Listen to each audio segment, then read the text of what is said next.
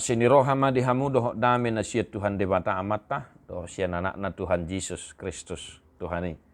Amin. Shalom mamanginang, selamat pagi. Salam sehat, salam sukacita dimanapun mamanginang kawan-kawan berada saat ini. Kiranya tetap semangat jalatang yang nami tetap kamu di bagasa pangaramutin itu hata. Hatan itu hata mamakulingi hita sadarion sada korin sada ayat 20 alu. Akan natiuk di Portibion jalan Amarlea dipilih di Batah. Tung si suada itu asas suada honon na naung jong hean. Dan apa yang tidak terpandang dan yang hina bagi dunia, dipilih Allah, bahkan apa yang tidak berarti, dipilih Allah untuk meniadakan apa yang berarti. Demikian firman Tuhan. Bapak ibu saudara-saudara, nah hina holongan tak terselami pikiran rancangan Tuhan Allah yang kita imani. Ya. Cara Tuhan bekerja, rancangan Tuhan selalu berada di luar akal kita. Tak terpikirkan dan tiba-tiba. Dan hari ini kembali Tuhan mengingatkan kita bahwa Tuhan bekerja dengan caranya sendiri dan Tuhan sangat peduli terhadap orang-orang yang dianggap hina oleh dunia ini. Orang-orang hina, orang-orang yang tidak berarti di dunia ini. Secara khusus firman Tuhan hari ini merujuk kepada kuasa Tuhan yang bekerja di dalam Yesus Kristus. Contoh nyata Tuhan Yesus yang kita imani. Dia lahir di kandang domba, di tempat yang hina, di barani pinahan. Dan itu di luar akal sehat kita manusia, bahwasanya sang juru selamat harus lahir di kandang domba. Demikian secara sederhana kita memahami firman Tuhan hari ini. Dan sepanjang sejarah Alkitab dan pelayanan Yesus Kristus, Tuhan kita sangat-sangat peduli terhadap orang-orang hina yang tidak berarti dianggap dunia ini. Orang miskin, orang buta, orang cacat, sakit, dan orang-orang yang lemah, Tuhan sangat peduli dan pro kepada mereka. Maka firman Tuhan hari ini mengajarkan kita pelajaran penting dalam kehidupan. Apa itu Bapak Ibu Saudara-saudara?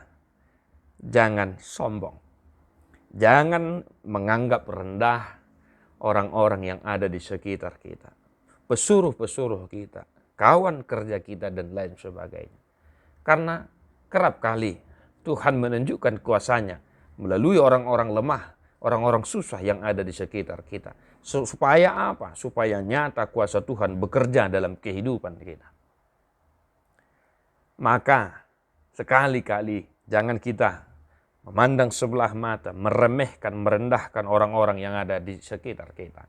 Di kantor jangan meremehkan, memandang sebelah mata cleaning service, office boy, security, dan tukang antar jemput, makanan, dan lain sebagainya.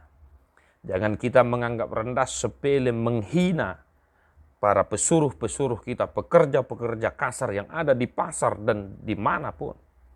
Jangan kita menganggap rendah orang-orang yang kita gaji untuk bekerja di ladang kita. Sebab Tuhan peduli kepada mereka dan kuasa Tuhan nyata dalam kehidupan orang-orang seperti itu. Maka mari Bapak Ibu Saudara-saudara tetap untuk menunjukkan karakter kita sebagai orang yang percaya kepada Yesus, bahwa Yesus peduli terhadap orang-orang susah, maka kita pun seharusnya wajib hukumnya untuk menunjukkan kasih kita bagi orang-orang yang seperti itu. Dimanapun kita berada, siapapun orang-orang yang ada di sekitar kita. Sebab apa yang tidak berarti dipilih Allah untuk meniadakan apa yang berarti. Di ayat 27, di sana bahkan dikatakan apa yang bodoh bagi dunia, itu yang dipilih Allah untuk memalukan orang-orang yang berhikmat. Maka tetaplah menjadi pribadi yang rendah hati, takut akan Tuhan, dan senantiasa mensyukuri kuasa Tuhan, berkat Tuhan, dan mau menolong orang-orang yang berkesusahan yang ada di sekitar kita. Tuhan memberkatimu Bapak Ibu Saudara-saudara. Tetap semangat, jangan lupa untuk berdoa syafaat, untuk tersenyum. Ya, kita menyanyikan buku Ende nomor 786 ayat Seda.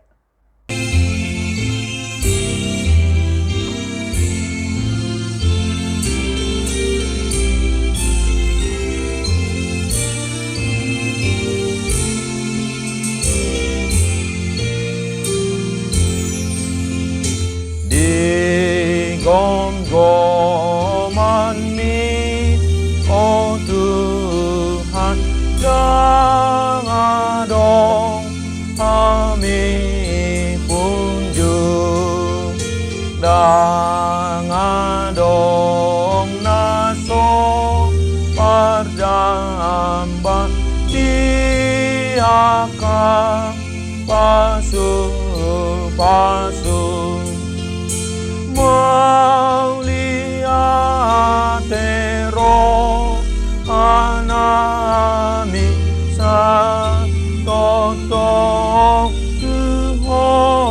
Tuhan alani jurena dengan binasa basa honi. Tuhan Yesus memberkati. God bless you non-stop.